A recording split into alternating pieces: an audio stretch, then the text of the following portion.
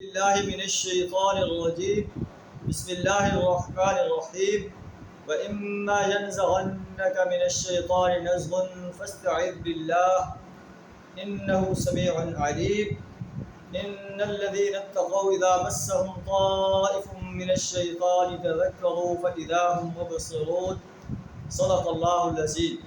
سورہ اعراف آیت نمبر 200 اور 201 آپ کے سامنے تلاوت کی۔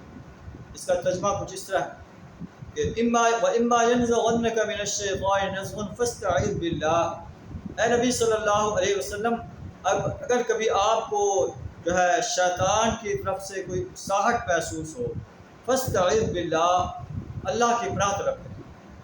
شیطان جو ہے انسان کو برائی پر اکساتا ہے، غلط کاموں پر اکساتا ہے۔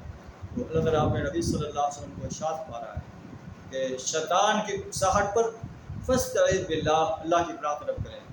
انہ سمیع علیم، بے شک وہ سننے والا اور جاننے والا۔ ان الذین اتقوا اذا مسهم طائف من الشیطان تذکروا، جن لوگوں کے اندر تقوی ہے، جب کوئی ان کو برا خیال چھو جاتا ہے شیطان کی طرف سے، شیطان کے اثر سے، تذکروا، وہ چوکنے ہو جاتے ہیں اور فوراً جو ہے اللہ کی طرف رجوع کرتے ہیں۔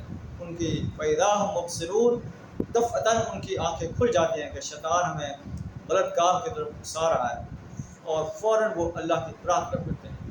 اللہ سے دعا کرا ہمیں بھی ہر جو ہے غلط کام پر جو ہے جو شیطان کی اکساہٹ سے ہوتا ہے، اللہ ہمیں اپنی پناہ عطا فرمائے، ہر قسم کے شر سے اپنی پناہ عطا فرمائے، خیر کے کاموں میں ہماری مدد فرمائے۔